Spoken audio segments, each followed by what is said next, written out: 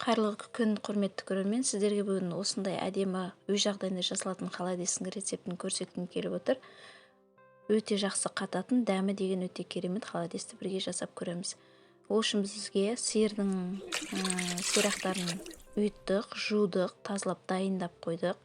Және су құйып, осылай бір қайнатып аламыз да, қайнаған соң көбігін алып, 5 минут қайнатамыз. Көбігін алып болған соң, сосын ол суды төгіп тастаймыз. Сирақтарымызды сүзіп алдық. Міне бір қайнаған соң, енді суымызды төгіп, екінші рет салқын су құйып, таза қайнатамыз. Енді осылай қайнатамыз. Міне бізде уже бұл 1 сағат көлемінде қайнап тұр екінші суға. Енді қайнаған соң майы шығып әдемі болды. Енді біз бұның суына пиязымызды және сәбізімізді, лавр жапырағын өз талғамымызға сай дәмдеуіштерді қосып, бетін жауып, 1 сағат қайнатамыз. 1 сағат, 1,5 сағат қайнаған соң, сәбіздерімізді судан сүзіп аламыз. Қатты езіліп, шашылып кетпеу үшін. Сәбіздерімізді сүзіп алған соң, холодесіміздің тұзын көріп, өз талғамымызға сай тұзын салып, бетін жауып, осылай 5-6 сағат бойы қайнатамыз. Баяу отта 5-6 сағат қайнатамыз. Сирақтарымыздың бүкіл дәрумендері суына шығып, әдемі болып жетілуі керек. Және бұл жерде холодесті қатырған кезде бетіне артық майлар шығып кетпеу үшін, осылай бөлек ыдысқа мынау артық майларды сүзіп алып тастаймыз. Аса қатты майлы болуының бізге қажеті жоқ. Майын сүзіп алдық. Енді бетін жауып, баяу отта 5-6 сағат қайнатамыз. Менікі міне 6 сағат қайнаған соң, қолмен ұстамасаң да өзі еттері ажыралып тұр сүйегінен. Сүйектерін осылай ыстық кезінде вилканың көмегімен алып тастаймыз. Өзі оп-оңай бір-бірінен ажыралып отыр, таза пісіп жетілген уже. Осылай сосын пышақпен азап ұсақтап жібереміз құйқаларымызды. Ыстық, қолмен ұстауға ыңғайсыз болғандықтан, осылай вилка пышақтың көмегімен осылай ұсақтап аламыз. Етімізде әбден піскен. Етімізді осылай пышақтың көмегімен осылай ширатып аламыз. Тураудың қажеті жоқ, бәрі бір-бірінен ажыралып, өзі езіліп әп-әдемі болып тұр. Сәбіздерімізді пышақтың көмегімен турап алдым. Енді бұл жерде безендіру, холодесті құйған кезде сәнін жасап құю әркімнің өз талғамына сай.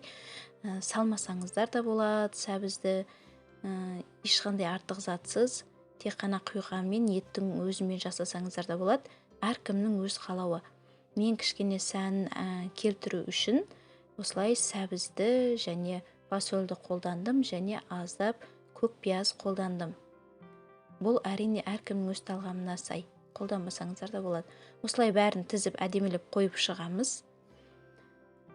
Холодесті қатыратын ыдысыңызға тізіп шығасыз заттардың барлығын. Сосын астындағы салған заттарымыз жылжып кетпеу үшін ең бетіне алдымен етті салып аламыз. Піскен етімізді осылай салып шығамыз. Сосын еттің үстінен турап алған, ұсақталған құйқамызды салып шығамыз.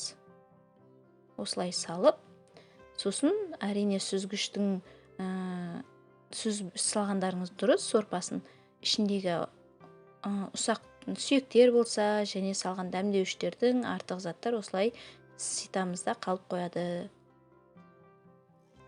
Құйып қойдық. Енді бұны кішкене суыған соң холодильникке салып, кемі 2-3 сағат қойсақ, өзі қатып әдемі болып қалады. Менде өте көп шықты. Осылай қалғандарын осылай табаққа салып, ет салатын табаққа салып қатырып алдым.